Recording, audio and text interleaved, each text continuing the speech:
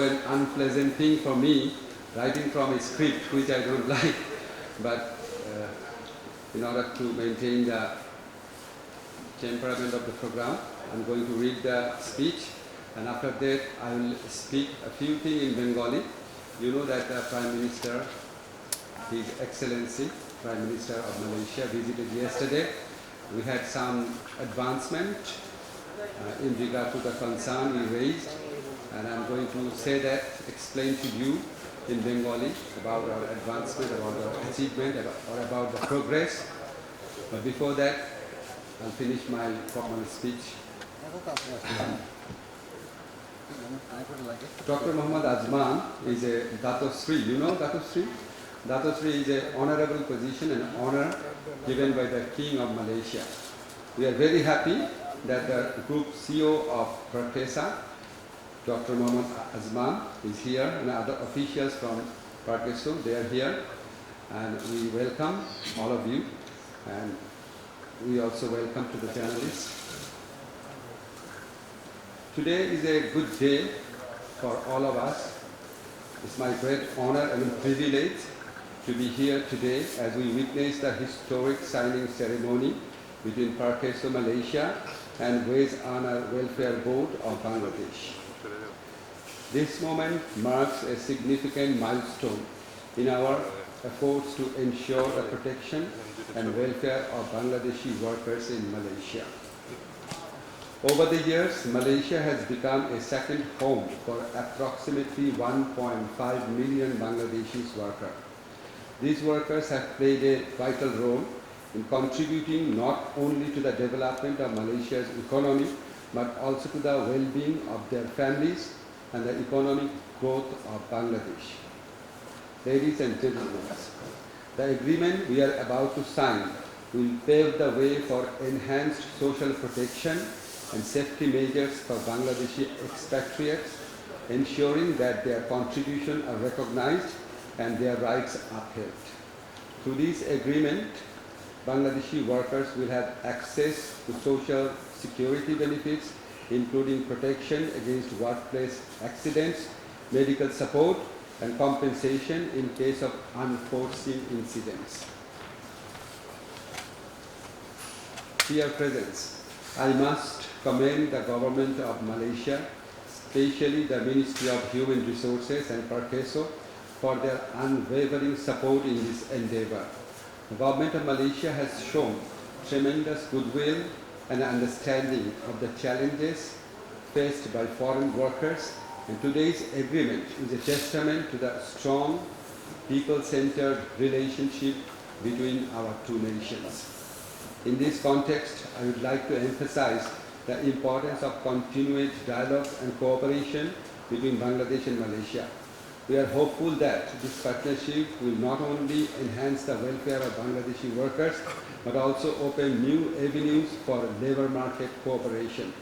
We also look forward to working with Malaysia on other important labor issues such as increasing quotas for Bangladeshi workers, expanding opportunities for skilled labor migration. Distinguished guests, I would like to thank the officials from both Bangladesh and Malaysia who have worked tirelessly to bring this agreement to fruition. I'm confident that this partnership will serve as a model for future collaboration in labor welfare and social protection.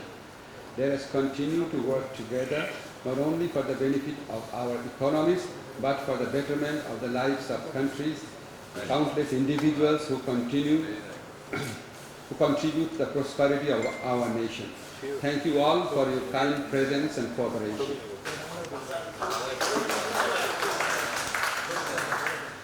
Now, with the kind permission of our friend, Dr. Muhammad Azman, I will be speaking something in Bengali about the progress we achieved in yesterday's meeting.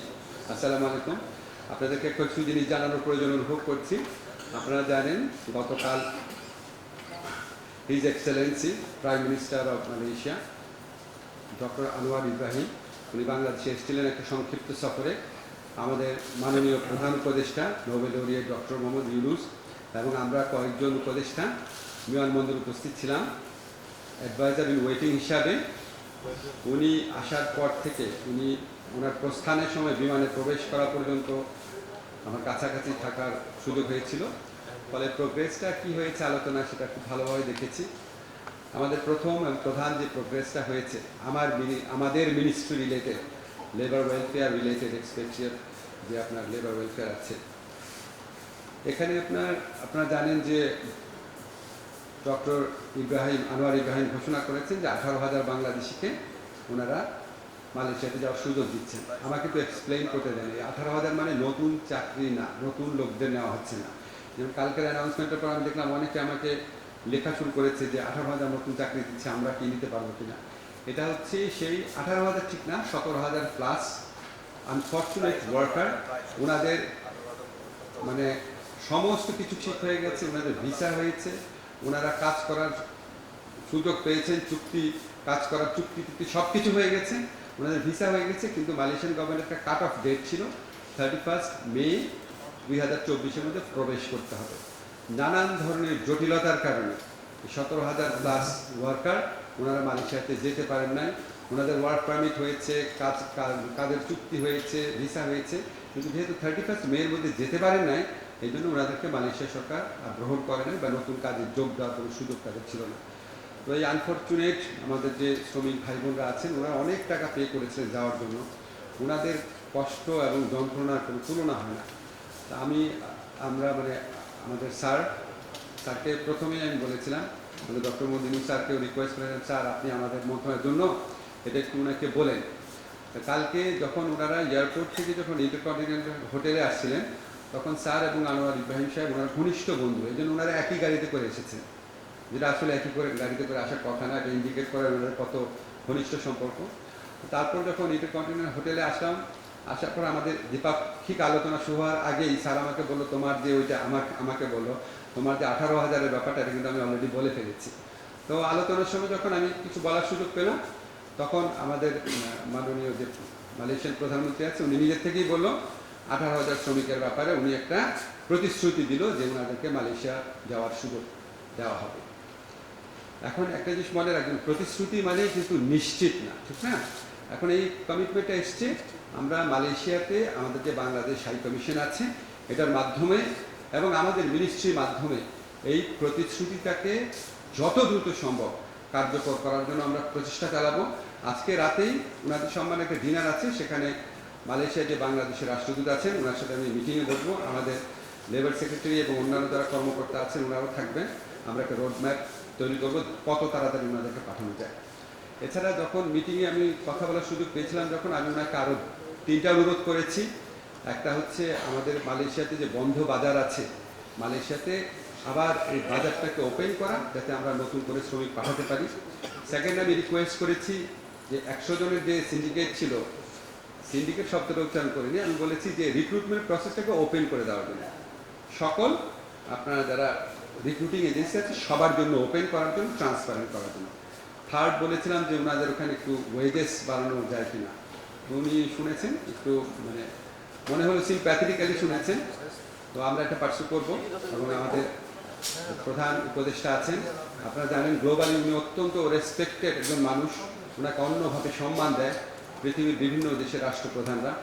এবং আমরা sir আমাকে নিশ্চয়তা দিয়েছেন প্রবাসী যারা শ্রমিক আছে তাদের কল্যাণের জন্য এবং প্রবাসে আমাদের কর্মসংস্থান বৃদ্ধির জন্য যা করা দরকার, স্যারের সহযোগিতা আমরা সব ক্ষেত্রে পাবো। উনি বেশ কয়েকবার আমাকে বলেছেন। এ প্রসঙ্গে আপনাদের আমরা আরেকটা জিনিস জানাতে চাই, আমরা একবার কিছুদিন আগে ঘোষণা করেছিলাম যে যারা প্রবাসী মিডল ইস্টে যাচ্ছেন, মধ্যপ্রাচ্যে আমাদের যে শ্রমিক ভাই বোনরা যাচ্ছেন, ওনাদের জন্য আমরা এয়ারপোর্টে অনেক ফ্যাসিলিটিস দিব, ভিআইপিরা যেরকম ফ্যাসিলিটিস পাই সেরকম দিব, কিন্তু বলেছিলেন যে লাউঞ্জের ব্যবস্থা করা যাবে না। আজকে আপনাদেরকে আমরা আনন্দের সাথে জানাতে যাই, আমরা আমাদের মধ্যপ্রাচ্যে যে শ্রমিক ভাই বোনরা আছে ওনাদের জন্য আলাদা স্পেশাল লাউঞ্জের ব্যবস্থা করব। আমরা অলরেডি জায়গা ঠিক করেছি, সিভিল এভিয়েশনের সাথে কথা হয়েছে, এবং I don't see any reason যে এটা খুব দ্রুত, সার্ভার এটা মাসখানেকের মধ্যে শিওর, মানে 2 সপ্তাহ মধ্যে হয়ে যাবে। আমরা জায়গাও মোটামুটি ঠিক করেছি, এবং এটা ইনশাল্লাহ এটা হলে আমাদের প্রবাসী শ্রমিক ভাইদের যন্ত্রণা অনেক লাঘব হবে। এটার পাশাপাশি অন্যান্য যে সুযোগ সুবিধা, আমরা এয়ারপোর্টে যাওয়ার সাথে সাথে ওনাদের সাথে এসকোর্ট করে একজন যাবে প্লেনে, ইয়েতে যে স্ক্যানিং মেশিনগুলো না, ওইটা না, একদম লাস্ট যে প্লেনে ওঠার আগ পর্যন্ত, প্লেনে ওঠার আগে যে লাউঞ্জটা আছে, লাস্ট লাউঞ্জ, সেটুকু পর্যন্ত তাকে প্রতিটা স্তরে ওনাদের সাথে মানুষ থাকবে। আমরা মনে করি এটা ওনাদের প্রতি কোনো উদারতা না, এটা হচ্ছে ওনাদের প্রতি আমাদের দায়বদ্ধতা। এটা বহু আগেই করা উচিত ছিল। বহু আগেই আমাদের প্রবাসী যারা ভাই বোন আছে, বিশেষ করে যারা প্রবাসী শ্রমিক আছেন, যারা খুব কষ্ট করে আমাদের রেমিটেন্স পাঠান, তাদেরকে আমরা উপযুক্ত মর্যাদা দিতে পারি নাই। এই মর্যাদা দেওয়া, তাদের কমফোর্ট দেওয়া, তাদের কল্যাণ নিশ্চিত করা, সেগুলির জন্য আমাদের সরকার, আমাদের চিফ উপদেষ্টার, প্রধান উপদেষ্টার নেতৃত্বে কাজ করে যাচ্ছে এবং আমরা এটা করতে বদ্ধপরিকর। আপনাদের সবাইকে ধন্যবাদ।